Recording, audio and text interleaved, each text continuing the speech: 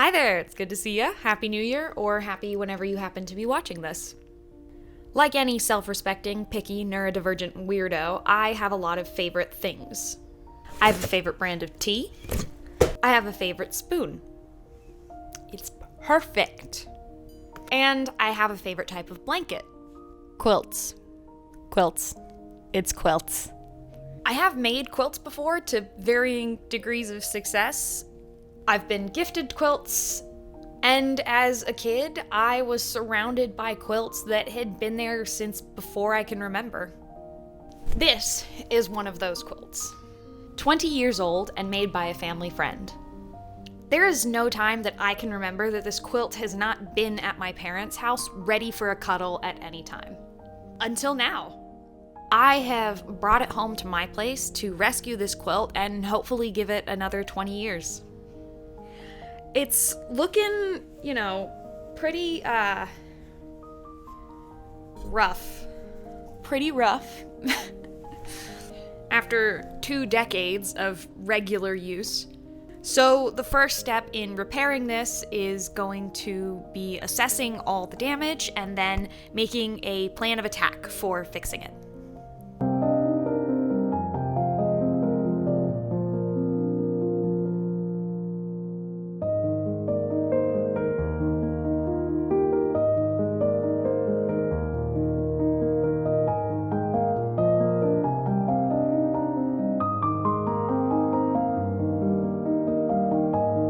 Once I've gotten the quilt all spread out, I can see that I'll be focusing on 4 types of repairs.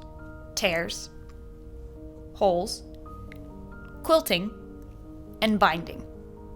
The first thing that I want to tackle is a massive cross-shaped tear on the quilt's backing that my sister informed me is the result of her repeatedly tucking her feet into what was a small tear, then resulting into this insanely large tear over time.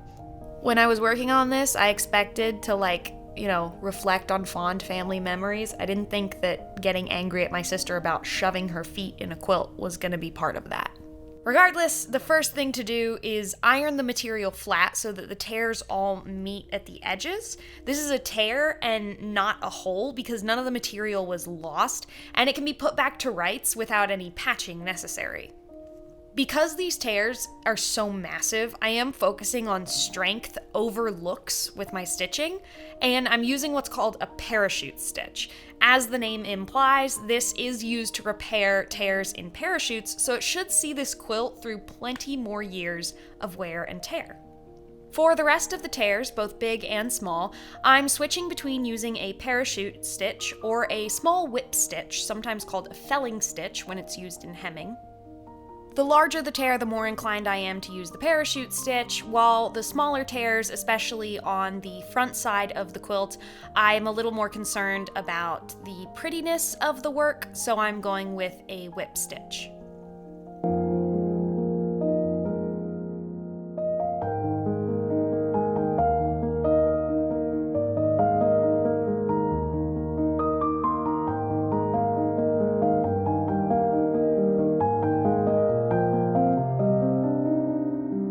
Once all the tears have been repaired, I can then tackle all the holes in the quilt. This will have to be handled differently than the tears because there is material missing from the damage, and it will have to be replaced. I'll be using something similar to the Japanese sashiko method. Sashiko is a Japanese method of strengthening and repairing textiles with geometric stitching. It is very similar to quilting that's done in the US, in the way of it being a bunch of layers of fabric and or linings and interlinings popped together and then reinforced with stitching. Sashiko is mostly reinforcement rather than like blanket things. It's done a lot on garments, and it usually has hand-stitched geometric patterns.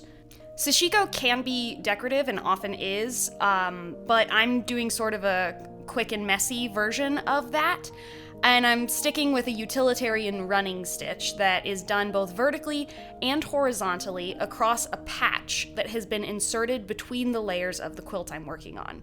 So I'm cutting a patch of fabric that is larger than the hole, and then tucking it in between the layers of the quilt and securing all of that down with my stitches.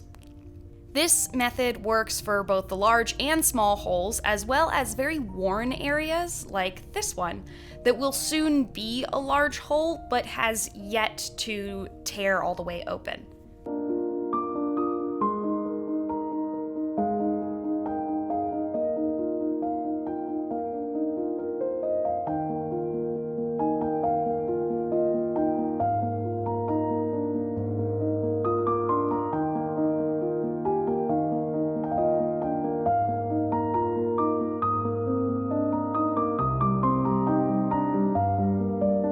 Once all of the holes and tears have been dealt with, we can move on to the quilting.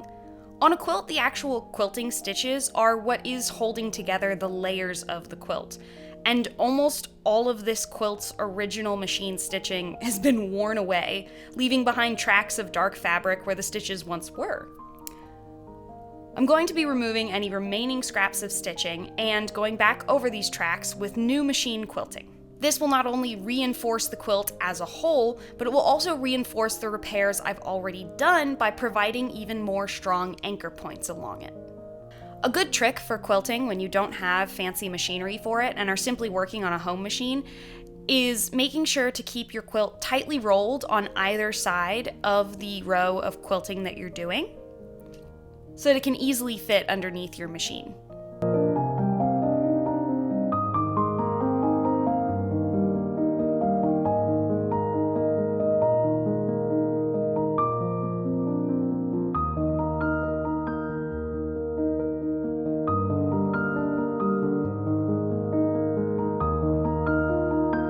The last repair that needs to be tackled is the binding on the edges of the quilt. The existing binding is practically disintegrating in some places, so the first thing to do is to remove all of the original binding, and once that's done, I can iron everything out and see what is salvageable. There are usable sections that I can combine with my patching fabric to make into a new roll of binding. Once this is all stitched together and ironed out, I can then start attaching it around the edges of the quilt by machine first, and then folding it over and finishing stitching it down by hand with a whip stitch.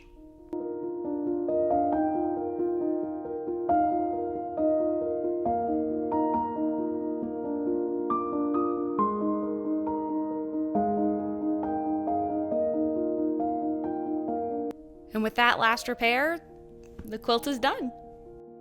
I have been wanting to repair this for so long, and I'm so happy to have finally finished it. And it brings me so much joy to see this thing back in working order and be able to hold it and use it without worrying about destroying it.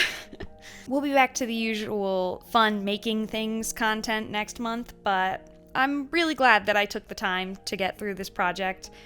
If you want to look at any of my other videos, be sure to visit my channel. If you'd like to see some cool pics of my work, visit my Instagram. Some videos, visit my TikTok. And if you want behind the scenes content, be sure to visit my Patreon. All of these are under the handle Art by LGO. And I should really see about getting this back to my parents, even though they live like a 6-hour drive from me. And mail is expensive.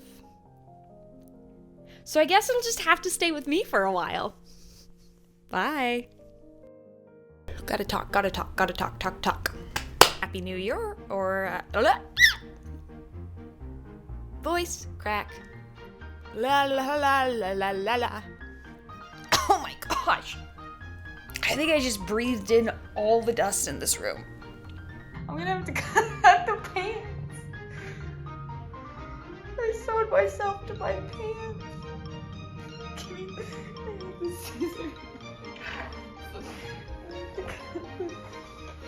I have to cut my pants. I'm not undoing the sewing I did. Where's the... Where did it pull? Oh shoot. Oh, it's all on the end of it.